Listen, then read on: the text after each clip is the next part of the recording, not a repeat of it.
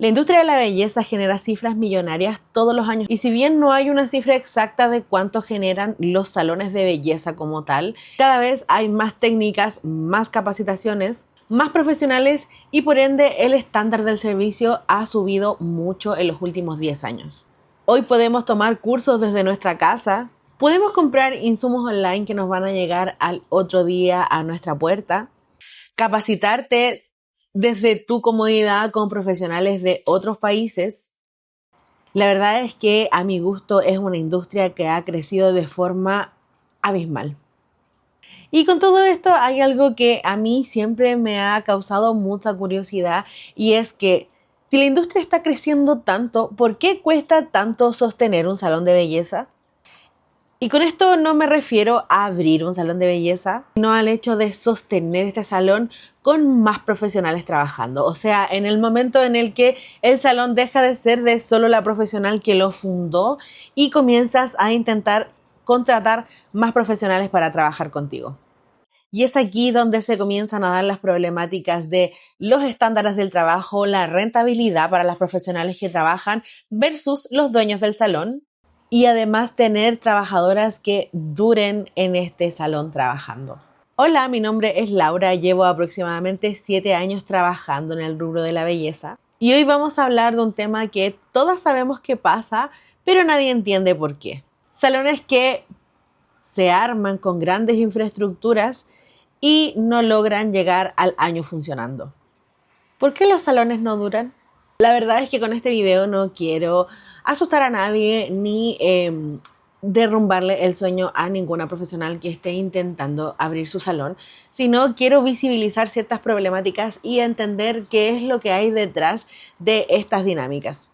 Y si te está gustando este contenido, no olvides suscribirte porque estoy subiendo un video semanal o al menos lo estoy intentando.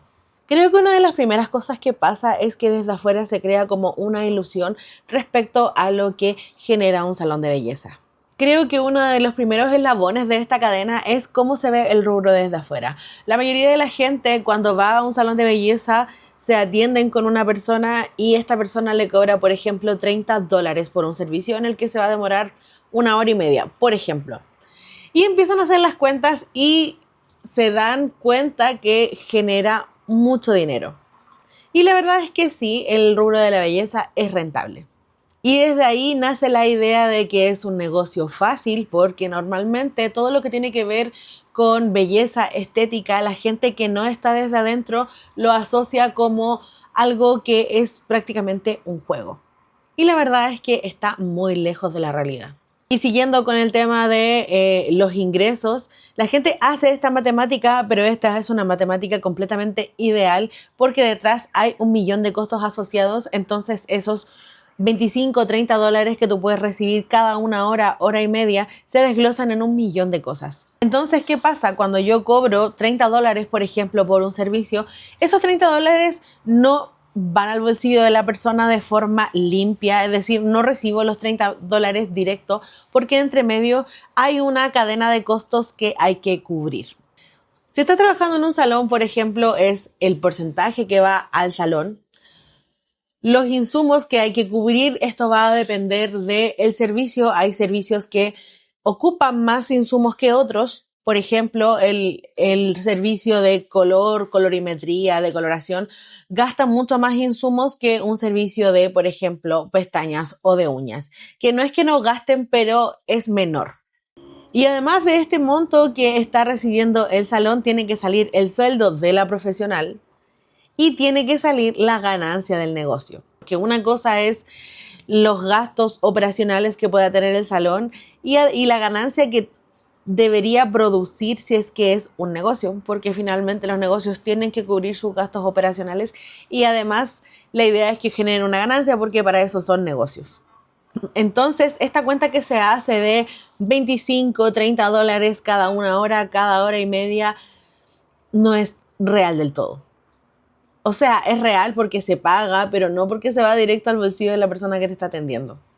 Y cuando comienzas a sacar las matemáticas como corresponden, estos márgenes no son como tú creías. Y además hay otro punto importante y es que La mayoría de la gente cree que el mayor costo de estos procesos está en los materiales, pero la verdad es que a mi gusto, y esto puede ser discutible desde otras personas, los costos más altos están en lo que se le paga a la profesional, es decir, la mano de obra, porque al momento de pagarle a una profesional lo que nosotros estamos pagando finalmente es el tiempo que esta persona está invirtiendo de su vida en atendernos y por otra parte el conocimiento que logra que el resultado que nosotras queremos se lleve a cabo.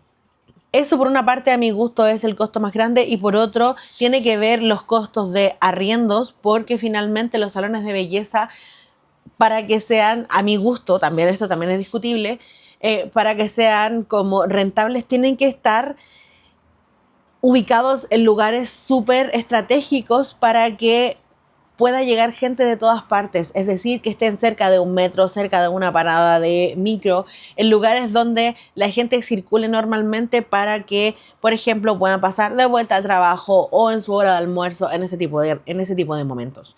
Entonces, el arriendo y la mano de obra son los gastos más caros y además lo que tiene que recibir el salón por la gestión que hace dentro de. Entonces podríamos decir, perfecto, yo optimizo el uso de materiales, comillas, bajo la calidad, que a mi gusto tampoco es una buena idea, pero aunque tú compraras los materiales más baratos, no estás atacando la causa principal, que en este caso es la mano de obra. Y cuando yo digo que hay un problema más profundo, me refiero a que los servicios de belleza no son servicios que se puedan de alguna forma optimizar tanto o apurar tanto. Y lo voy a explicar con un ejemplo que no tiene nada que ver, pero quiero que se entienda. En la mayoría de las industrias, el crecimiento y la producción crece más que de optimizar materiales, crece de optimizar procesos. Por ejemplo, en la mayoría de las grandes industrias, lo que hace que se pueda producir mayor cantidad de artículos por hora viene de la producción en serie. Es decir, que una persona se dedica a fabricar esta parte de un producto, otra persona se dedica a fabricar la otra parte de este producto y finalmente llega una persona al final de esta cadena de producción que ensambla todas estas partes y se lanza al mercado. Obviamente simplificado, estoy hablando en términos súper entendibles. Esto lo podemos ver de forma más concreta en la industria del automóvil, porque a principios del siglo XX Henry Ford quiso llevar los automóviles a un costo mucho más bajo y hacer que las familias de clase media o gente que tuviese menos ingresos pudiese acceder a un automóvil. ¿Cómo logró esto? Y es que él desarrolló cadenas de producción donde se estandarizó la elaboración de cada una de las piezas de este automóvil que iba a salir al mercado. Y finalmente había un grupo que se dedicaba, por ejemplo, a fabricar esta pieza del motor, otro se dedicaba a fabricar esta otra pieza, otro después armaba el motor, otros se dedicaban a ver la calidad de las ruedas, por ejemplo, y así con todas las partes del vehículo y al final de toda esta cadena había personas que se dedicaban solamente a ensamblar. Esto hizo que los costos de los vehículos se redujeran de una forma impresionante y que ellos pudiesen llegar a producir una cantidad de vehículos diarios que no se había visto nunca antes. En ese tiempo, el ensamblaje de un vehículo tardaba 12 horas y él logró reducirlo a 1 hora y media. Y con esto, obviamente, se redujeron drásticamente los costos y producir miles de unidades de un vehículo en el día. Y la verdad es que esto fue más que una mejora, fue un cambio completo en la lógica de la producción de los vehículos que veníamos viendo hasta ese entonces. Y en ese tipo de industrias ya no depende solamente de una persona haciendo las cosas bien, sino que depende de un sistema que en conjunto pueda llegar a una meta. ¿Por qué hablo de este tema? Porque creo que lo vi en algún momento en algunos salones que quisieron repetir esta lógica de que una persona retiraba el esmalte, otra preparaba la uña, otra aplicaba como la base y todo eso, y otra persona esmaltaba y otra persona hacía el diseño. Es decir, replicar este modelo en un salón de belleza. Yo no sé qué es lo que habrá pasado con estos salones, pero la verdad es que a mi gusto es una lógica que no es replicable en el área de la belleza. ¿Por qué? Porque en el área de la belleza nosotras estamos vendiendo una experiencia. Los servicios de belleza no son solamente un servicio técnico donde nosotros tomamos un producto, lo arreglamos, lo dejamos ahí y seguimos cuando necesitamos, sino que es un momento que la persona también va buscando después, por ejemplo, de su jornada de trabajo. Los servicios de belleza son un servicio personal. Si bien las clientas pueden llegar a ti por el resultado final, es decir, por la calidad de lo que tú estás haciendo y porque lo que tú haces a ella le dura o le sirve, creo que un factor súper importante y súper determinante a la hora de que una clienta elige una profesional es también que esa persona le caiga bien, que puedan conversar de ciertas cosas, que tengan afinidad en ciertos temas, porque con el servicio también se da esta dinámica conversacional que hace que la experiencia de la clienta sea mucho mejor. Entonces, si nosotros fragmentamos este servicio, perdemos la experiencia de la clienta. Y aquí es donde también a mi gusto hay un dilema, y es que si tú personalizas, obviamente siempre vas a mantener la calidad, que a mi gusto es algo súper importante, pero es difícil un poco escalar este servicio. Y si tú estandarizas el servicio, a lo mejor puedes escalar un poco más, pero vas a perder lo más valioso que tiene el servicio de belleza, que es la experiencia y la conexión que tiene la clienta con la persona que la está atendiendo. Y esto también conecta con otra idea clave que yo creo que se da mucho. Los dueños de los salones de belleza no lo entienden, y es que las clientas no terminan siendo del salón, sino que terminan siendo de la profesional que las atiende. Además de todo esto, acá en Chile hay un factor sumamente importante, y es que no es tan difícil trabajar de forma independiente como en otros lugares del mundo. Entonces, muchas profesionales toman sus primeros cursos, se meten a trabajar en salones de belleza, se dan cuenta que las condiciones laborales no son tan buenas, y cuando ganaron experiencia y construyeron una cartera de clientas, se van. Porque finalmente llega un punto en el que hacen el cálculo y se dan cuenta que a lo mejor ganarían lo mismo o un poco más trabajando desde sus casas y trabajando finalmente para construir un proyecto de ellas. Y además que los modelos de trabajo que se dan en los salones de belleza no apuntan a construir una protección laboral de la persona que trabaja. En la mayoría de los salones de belleza se trabaja por comisión, es decir, que de cada servicio que hace la profesional se le paga un porcentaje al salón. Este porcentaje va a depender de quién pone las clientas, quién pone los materiales, de repente de las instalaciones del salón, de un millón de factores que pueden influir a la hora de determinar el precio. En otros salones se trabaja con esto que llamamos como el arriendo del sillón o del arriendo del espacio, donde se cobra un monto diario o mensual porque esa persona vaya a trabajar a este espacio. En ambos casos lo que se configura es una relación comercial, más no una relación laboral, más allá de que en algunos casos pueda tener los elementos de un vínculo de subordinación y dependencia, que para quienes no lo entienden básicamente vendrían siendo los elementos de una relación laboral. Y en muy pocos salones se les ofrece a la profesional un sueldo base, prestaciones laborales, para que ella tenga un poco de estabilidad al momento de trabajar.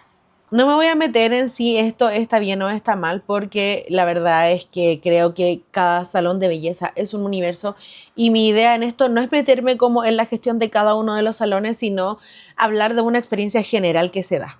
Entonces, considerando todos estos elementos que yo les decía, que el salón de belleza no genera una relación laboral con esta persona, que finalmente las clientas terminan siendo de la profesional y no del salón, y que la profesional cuando hace el cálculo se da cuenta que a lo mejor podría ganar lo mismo trabajando desde su casa, toma sus cosas y se va, porque además, y el último factor importante de todo esto, es que los organigramas de los salones de belleza no son tan complejos. Entonces no es como que la profesional vaya a decir me quedo porque en este lugar tengo opciones de crecer.